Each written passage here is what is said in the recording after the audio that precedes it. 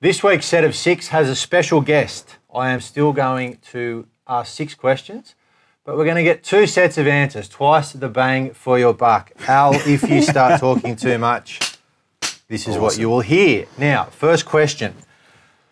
Same question for both of you. We'll start with William. Who is the best player you played with or against, and would they be able to cross codes to Union?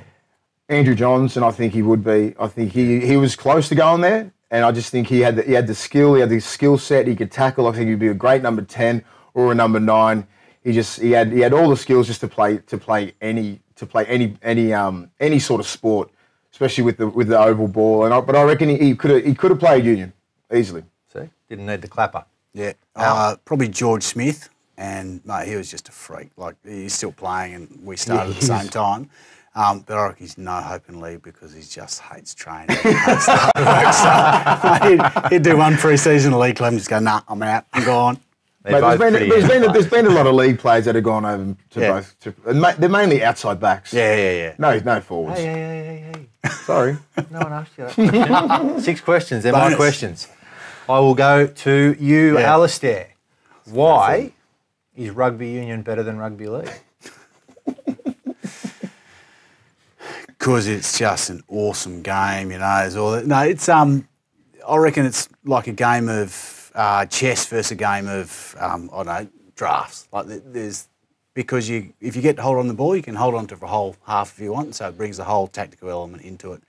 I've got to say, a game of union played well, there's no other better game. Unfortunately, a game of union played poorly is probably one of the worst things you'll ever see in your life. That's not positive. No, that's why Will plays well. Play well. I thought you were going to say because fat kids can play. Yeah. I should have said that. Hey, and fat kids like me can play for the national team. Please. Used to be fat. Now, William, why is league better than union? See what I did there? Yeah, I know. You've switched it up. Clever. Jeez. I just think I love the aggressiveness of the game. I like hitting people and not getting in trouble for it. It was just a fun thing when we were playing. It was just, you could take your anger out. I was from a blue collar town where rugby league was the only sport there. We didn't really play union. I love union. I respect union. But, rugby league was my sport because I was really good at it. I was really aggressive at it. And I loved it. I was really good at it. Just slip that in there. All right. Next question. I'll start with you. Yes. Now, rugby league has, over the years, had some interesting events happen. There's a bloke pissed in his own mouth. There's a bloke rooted a dog. Actually, a couple of times that's happened.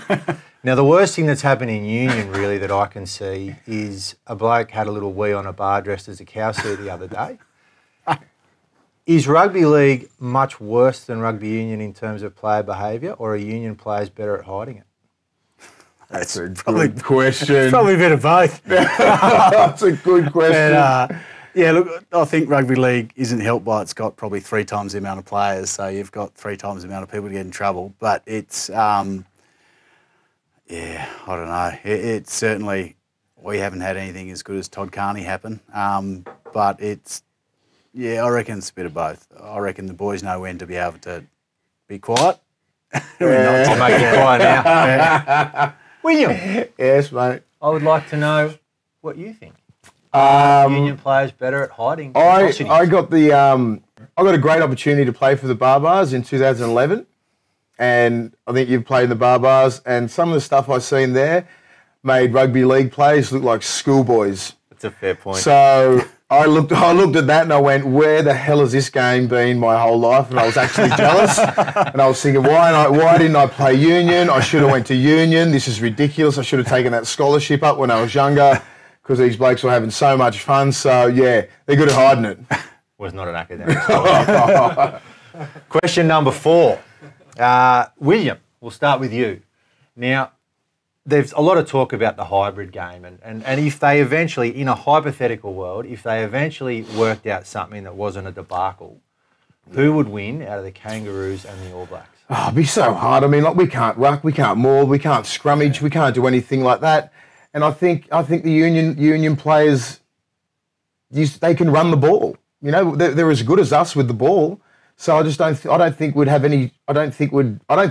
I honestly don't think we'd win because they can control the ball. We can't do anything what they can do with the ball. They can hide the ball and just ruck and maul 50 metres up the thing, unless they change it till halfway and then they've got to play our game. Then it might change. Then it might change a little bit. But defences in Union these days are really good and really strong because they've been taught by us. That's all the old league coaches have come to defence. Now, Al, you obviously would be the first blokes they'd get rid out of the Union team would be the props, let's be honest. So you would never actually be playing in this game. But that and sevens. Who would win? Sevens.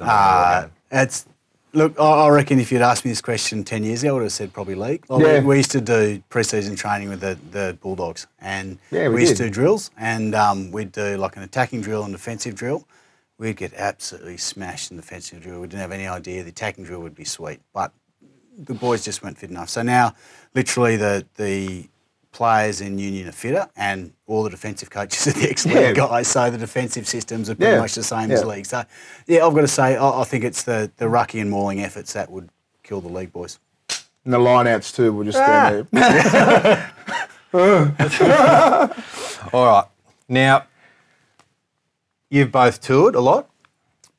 Who would do more damage at the buffet out of Union or league players? And who would be best on ground? I'll start with you. I think Union players. I think having a look at Matt Dunning run around for a couple of years, I think he's done a bit of damage at the buffet, but I think he's slowed down a bit now because I can't even recognise him.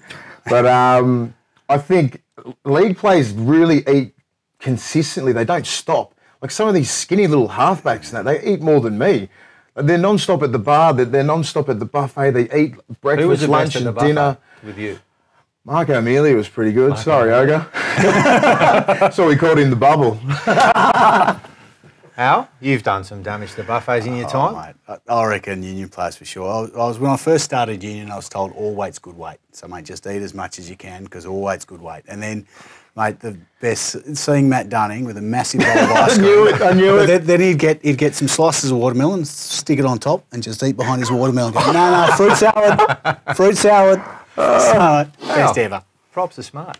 Actually, that leads me to my last question. I have now got two front rows with me. You're both good friends of mine. And I'm going to give you this question because I love you both. I'll start with you, Al. Are front rowers the smartest and best looking players in any team? Easy. Mate, it's an obvious question and obvious answer, mate. The camera's not lying. That's right. You'll get a chance. Yeah, so easy. Well, look, we're on your show. We've all the best coaches, the front rowers. It's, mate, easy question. It's an obvious question. Easy. William, would you like to talk about our pre? I just think we get a lot more time to watch everybody do a lot of things. The back line, we watch the backs do all their moves, watch the back rowers do all their moves. We do our little thing in the middle. And we get to watch everybody. So that's why we get to sit there and be the smartest blokes on the field. That's why you see a couple of little front rowers putting some kicks in every now and again. Everyone's surprised. But that's all we do in our spare time is sit there and pop field goals. And bloody Matt Dunning popping field goals. He thought he was a trainer. So, I'll go front rowers. Front rowers are the most attractive. All right. Easily. That concludes our first ever guest-involved set of six. Thank you to Wallaby legend Al Baxter for joining us.